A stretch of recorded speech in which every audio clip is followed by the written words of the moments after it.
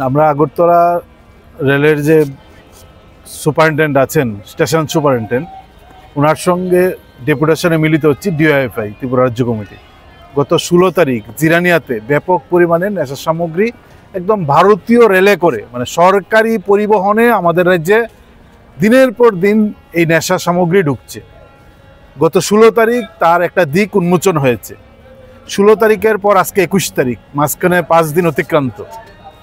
এত ব্যাপক পরিমাণে নেশা উদ্ধার হওয়ার পরেও এখন পর্যন্ত ত্রিপুরা পুলিশ, জিআরপিএফ, রেল কর্তৃপক্ষ কেউ কারা এই নেশা সামগ্রী ব্যাপক পরিমাণে ভারতীয় রেলে করে এনেছেন তার নাম জানাচ্ছেন না, কাউকে গ্রেপ্তার করছেন না। গোটা রাজ্যের মানুষ উদ্বিগ্ন যে নেশা যারা স্লোগান তুলছেন, নেশামুক্ত ত্রিপুরা, এই যারা এই স্লোগান দেন, এই কাণ্ডারীদের হাত ধরেই গোটা রাজ্যে নেশায় ভেসে যাচ্ছে।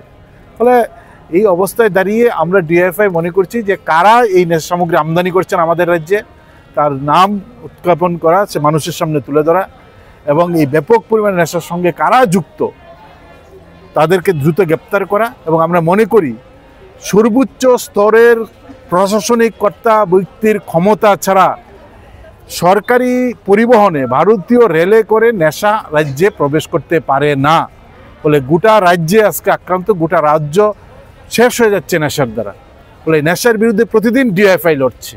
কিন্তু এখন যে ছবি দেখা যাচ্ছে যে আমাদের রাজ্যে শুধু করে গাড়ি করে নেশা সামগ্রী আসেন না, রেল করে নেশা সামগ্রী আনেন। ফলে এটা বড় উদ্বিগ্নের। কেন নাম প্রকাশ করছেন না, কোন এজেন্সি আনছেন, কোন ট্রাভেল এজেন্সি এগুলা মানে রেলে বুক করছেন, কারা বুক করছেন, কিচ্ছু জানাচ্ছেন না। ফলে তাতে স্পষ্ট হচ্ছেন যা নাম প্রকাশ হবে এই নাম অনেক ক্ষমতাবান ব্যক্তির, হয়তো এই কারণে প্রকাশ করছেন না। আমরা রাজ্যের মানুষের স্বার্থে, রাজ্যের স্বার্থে যে নেশার বিরুদ্ধে যে লড়াই করছি, এই লড়াইকে গতি আনার জন্য আমরা মনে করি আমাদের রাজ্যকে একটা ভালো জায়গায় নিয়ে যাওয়ার জন্য ভূমিকা গ্রহণ করতে হবে। রেলের পর আমরা রেল সুপারিনটেন্ডেন্টকে আমরা বলবো দ্রুত কারা আনছেন তাদের বিরুদ্ধে গ্রেপ্তার করা এবং কারা তাদের নাম মানুষের সামনে প্রকাশ করে। এই দাবি নিয়েই আমরা স্টেশন সুপারিনটেন্ডেন্টের সঙ্গে দেখা করতে এসেছি।